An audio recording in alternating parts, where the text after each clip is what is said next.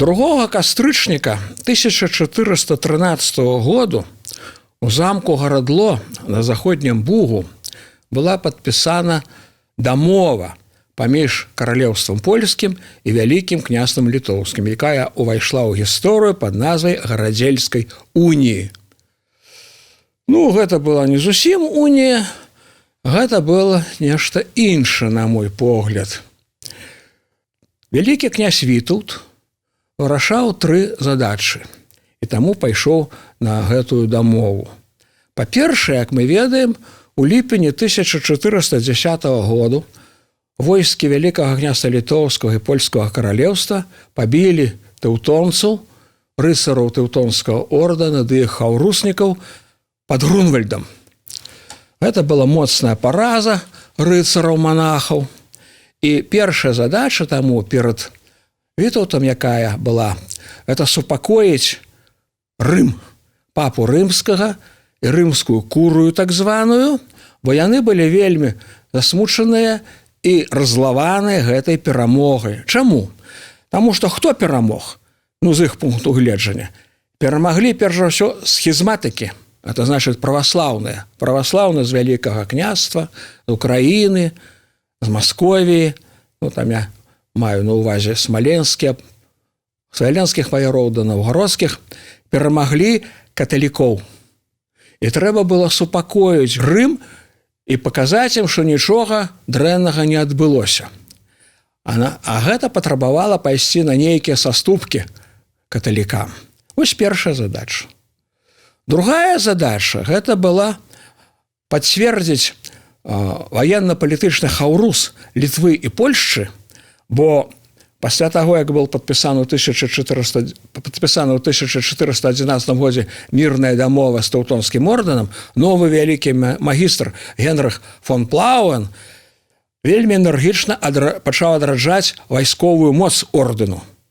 І існавала такім чынам пагроза новай вайны. Як мы ведаем, сапраўды потым яшчэ 2 разы палякі ваявалі з ордэнам. І ў канцы канцоў яго пабілі ўшчэнт. Аднак тады літоўцы ўжо, нашы продкі, ліцвіны, не ваявалі з ордэнам. А хто мог ведаць гэта наперад, што Польша адна паб'е ордэн? Ніхто не мог ведаць, таму трэба было пацвердзіць і зацвердзіць юрыдычна гэты ваенна-палітычны хаўрус. Вось другая задача. І трэця задача, якую вырашаў Вітаўт, гэта было юрыдычнае замацаванне незалежнасці Вялікага княства ад польскага каралеўства. І таму ён пайшоў на падпісанне гэтых дакументаў, якія выглядалі як 3 прывілеі. Галоўнае значэнне меў 3-й прывілей, у якім першы артыкул сцвярджаў, што з гэтага моманту Вялікае княства літоўскае далучаецца, уключаецца ў склад польскага каралеўства. Але на самой справе гэтыя напышныя фразы нічога не пазначалі, бо хаўрус паміж Польшай і Ліцвой меў адну падставу – асабістую унію, і больш нічога. І ўжо другі артыкул у 3-м прывілеі абвяргаў першы артыкул фактычна. Бо што там было сказана? Што з гэтага моманту паны, гэта значыць магнаты, і баяры, гэта значыць шляхта Вялікага княства, абавязуюцца абіраць новага вялікага князя, калі Вітаўт памрэ, выключна са згоды Ягайлы або яго наступніка, калі ён таксама памрэ, і паноў польскіх, а польскія паны і польская шляхта абавязаліся не выбіраць новага караля, калі памрэ Ягайла, таксама без згоды літоўскіх паноў і баяр. А што значыць? Тыя асобна выбіраюць і гэтыя асобна выбіраюць. Гэта значыць, што працягваецца існаванне 2 незалежных дзяржаў, якія кожныя асобна існуюць. Другі артыкул абвяргаў першы. Там яшчэ было абяцанне Вітаўта не прызначаць больш на дзяржаўныя пасады, напрыклад, там ваявод, кашталянаў, шальцоў, паноў рады, мясцовую адміністрацыю, калі гэта не каталікі. А каталікоў сярод паноў было ўсяго тады 45 родаў.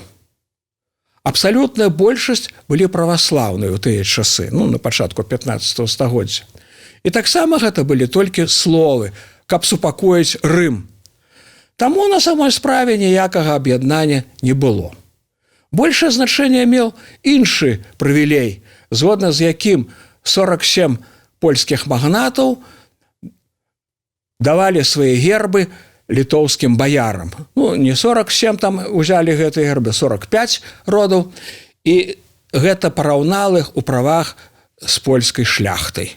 Вось гэта было сапраўды моцна, і гэта засталося, і гэта працягвалася. Таму гарадзельская унія, як і папярэднія уніі, як і наступныя 34 уніі, ніякага аб'яднання двух дзяржаў не зрабілі.